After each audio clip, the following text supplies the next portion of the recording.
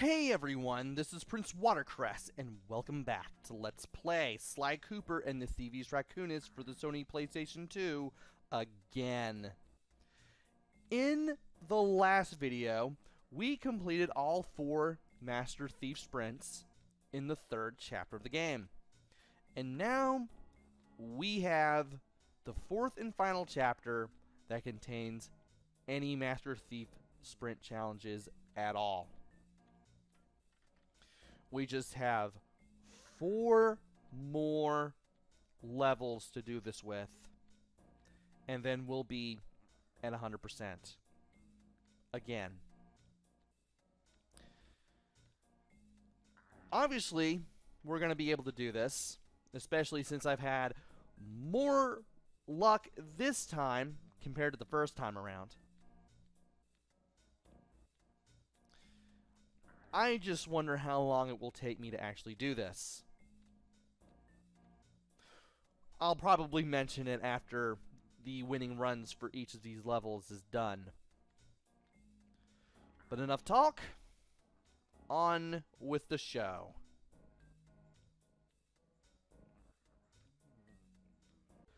A Perilous Ascent. This was the last Master Thief sprint that I did in my initial playthrough during my month-long PlayStation 2 marathon, and it was the hardest. Once again, I do this one first just to get it out of the way. For this one, you won't be rolling a whole lot.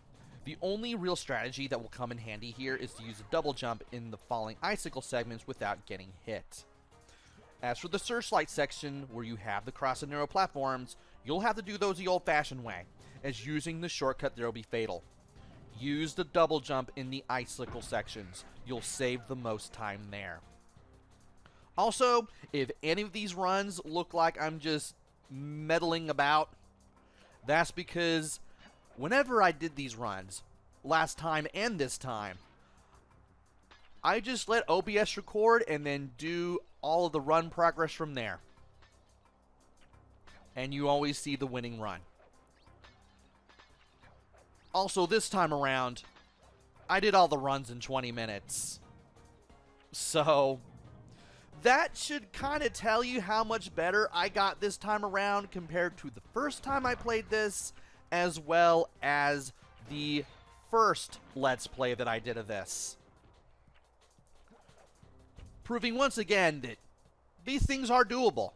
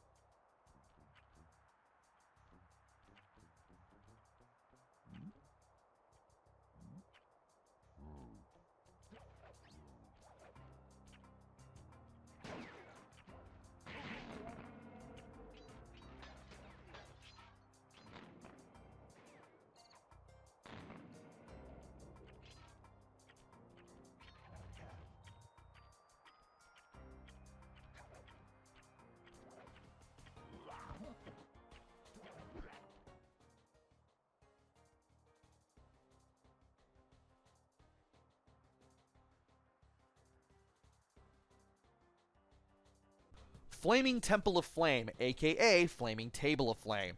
For this one, memorizing the level is essential, as it can be easy to get confused as to where you need to go, especially when you're inside the building where all the disciples are training. As for that fireworks platform with the searchlight on it, I hit it first, then I get on it right as it ascends so I don't get caught. Once you have those 2 things in particular down, you're good to go. Just remember to double jump where the narrow pathways with the searchlights are when you need to, if you need to save even more time.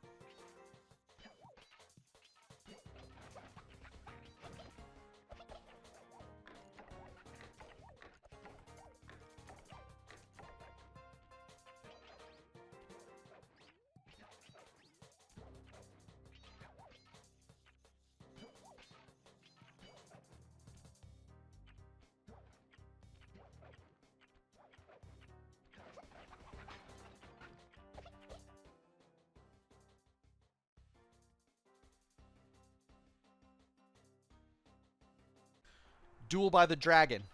After having to go through this one for the clue bottles and again for the vault, you should have an idea as to how to get through this one. You'll want to make sure that you're good with your platforming and that you don't waste time hitting the fireworks. When you make it to the end, you'll want to run around the stone hand while swinging the cane around so you can easily hit all those firecrackers to trigger the exit. Once the exit is in sight, you'll have no time to waste. Get to it immediately.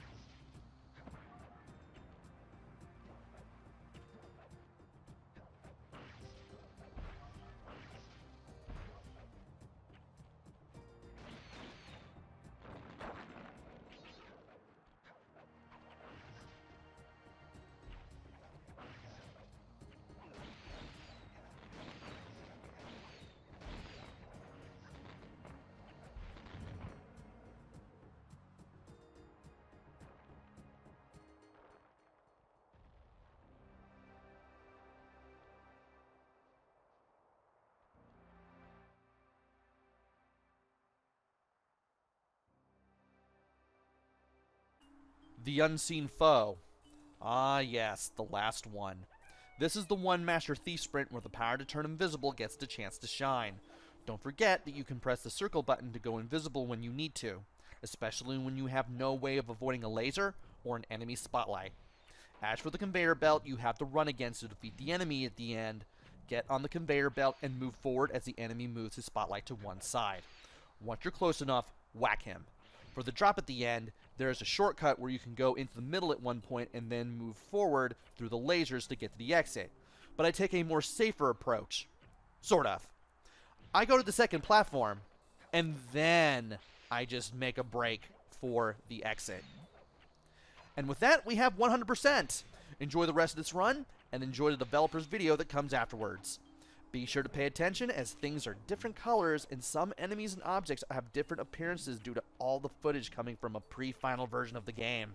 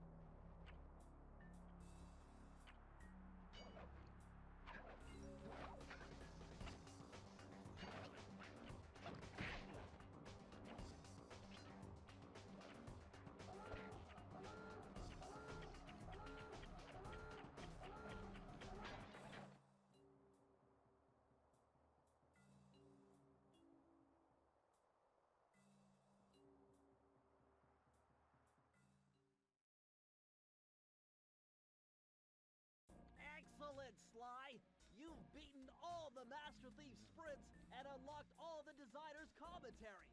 Check out this fascinating behind-the-scenes movie.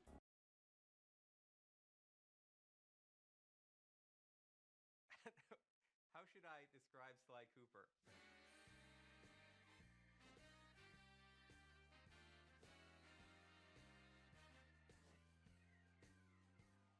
He's charismatic, Suave, debonair, Cool, slick, fast, stealthy, athletic. He's a daredevil. Sly Cooper is charming thievery. We started with the idea that we wanted to do an action game where the primary character was a thief. The choice of a raccoon was a pretty natural fit in terms of, you know, obviously the mask being in place, being, as Dev would say, a creature of the night. We very early on wanted to make a game that looked and felt like a cartoon, but was one step closer to realism rather than flat and graphic. We started experimenting with different ways we could bring this character to life, cell shading, how to make it feel like a cartoon but still feel like a great 3D game. We want it to actually look like it was inked and painted, and we want the backgrounds to be, you know, really lush and have a painted look, so it looks like it's a living animated episode that you've been thrown into. When you look at the game, initially, the first thing that draws you in is the beautiful art style and lush, very, very lush look of the environments. But when you actually play the gameplay itself is lush as well.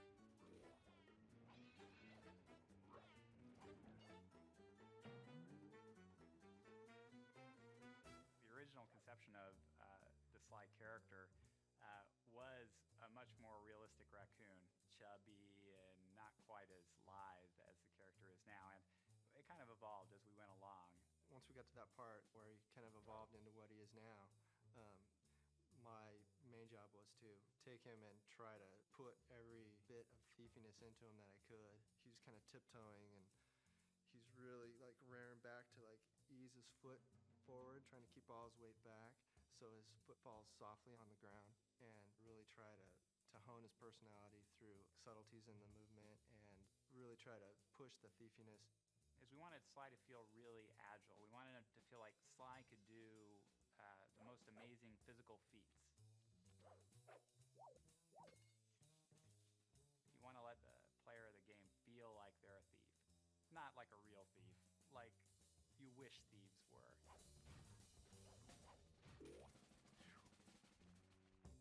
Sly Cooper's story is really cool. He comes from a long line of super raccoon thieves. And the source of their kind of thieving greatness is this book called the Thievius Raccoonus. It's this incredibly valuable heirloom that is stolen from Sly's family when he's very young. He has come of age, and now he feels it's his noble duty to take back the Thievius Raccoonus. Sly has two buddies, Bentley and Murray. Bentley provides a lot of the plans for their missions. He does a lot of things that are very important for Sly to complete his missions. Murray has a huge case of Sly envy. He wants to be Sly in the worst possible way, and he has absolutely none of the capabilities to do it. A hero's only as good as his villains. We wanted to create villains, you know, making them dangerous, making them menacing, making them goofy, just giving them as much personality as Sly Cooper.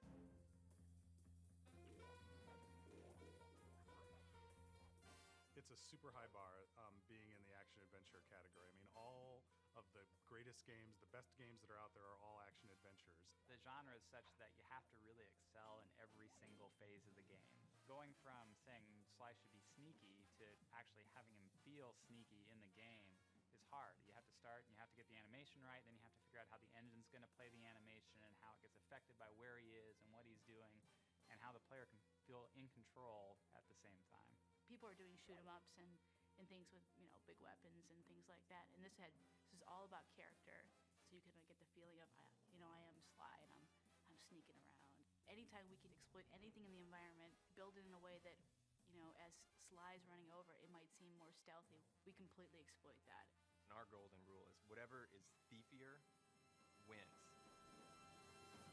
If you want to make a game that looks different, the PS2 gives you the opportunity to do that. As a programmer, it has a ton of tools for solving all sorts of different types of technical problems. A big focus for us has been in getting our tool set to the point where the artists were really unconstrained. Artists will come to us with, they want the game to look this way, or boy, can we have a line around all the characters, the cell shading that we do, or how can we do the lighting models so that things that are bright have certain colors on them. And they have a lot of really cool ideas, and I and the other people on the programming team work on trying to get the technology put in place so that we can make those ideas happen. What we were able to do was put together our own lighting algorithm in the vector units and then do the same thing for the cell borders that we put around all our characters. We could get it to all run super fast and have it all look different than other games. That was really our goal from the start, was to have a game which looked different. It's been an interesting process building a team to build a game like this. It's been great working with such a dedicated group of people. I've never really ever worked with a group I think as hardcore as this. It really does require unbelievably talented artists, unbelievably talented programmers, and unbelievably talented designers. How you doing?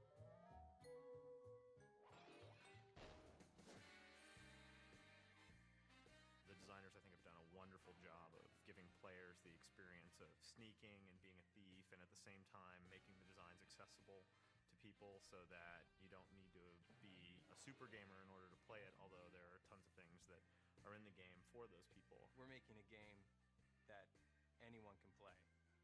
You can't just have great art. You can't just have great code. You can't just have great characters. You got to have it all. It's not about just how the game looks, it's about how the game plays and how the player experiences it. And it's all about having fun. You can make a really cool character, but if he's not fun to play, it's not worth doing. Sly is cool, he's collected, he's adventurous. Sly is Sly. It is not a misnomer.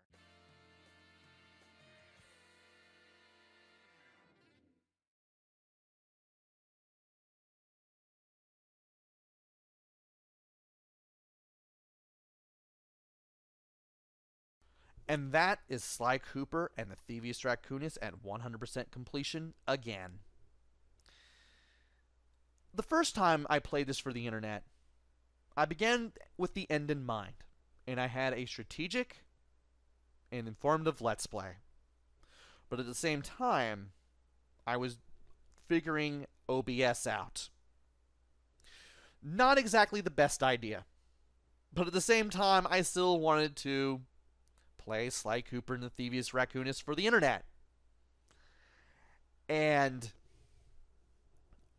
while it's obvious what I was doing and that I did well at what I wanted to do with the Let's Play, the audio-visual quality, not so hot. It looked good in some videos, but bad in others, and I regret that. I've regretted it then, I've regretted it now, which led me to remake Let's Play Sly Cooper and the Thievius Raccoonus. And I'm glad I did it, especially after playing Sly 2 and Sly 3, and then going back to play Sly 1. I liked the game then, I definitely like the game now. I have a better appreciation for this game, and my skills are a lot better compared to the first time around. I mean, it especially helps when you know what to do with the Master Thief sprints, first and foremost, but I was able to beat Clockwork on the first try and also get through the final part of the game after that, the first try, which amazes me. I'm surprised that I just got that much better the third time around. The first time being me playing through the game in its entirety before I played it for the internet, and the second time around being the original Let's Play.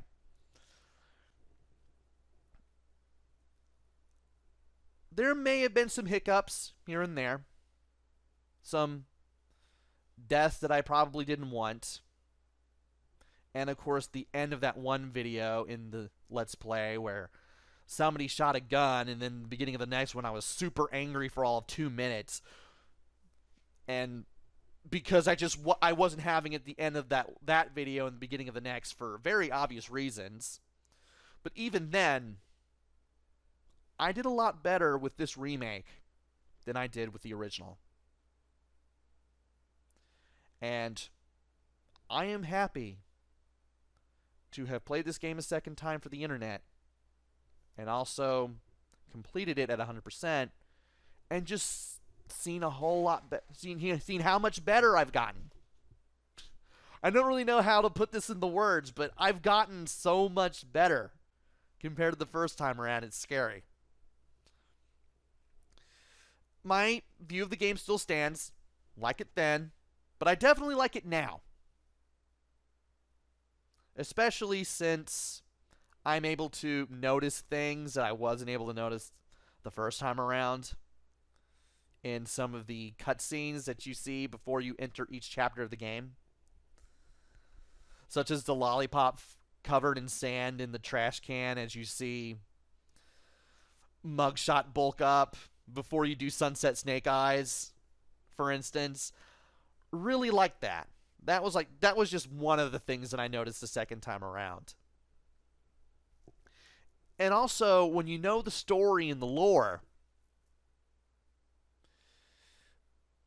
the Cooper gang grew as people as you went through the series. Murray got a lot braver. Sly's opinion of Bentley and Murray got a little better, and he knew that he could depend on them. Bentley proved that he could do more than just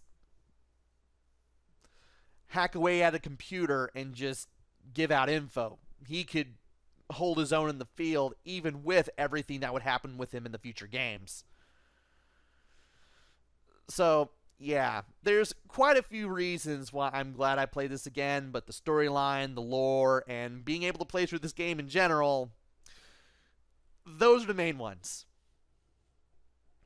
So, what is next for me? Well, there was another game on the PS2 that I played where I had these same problems. And I stated that I wanted to remake that as well.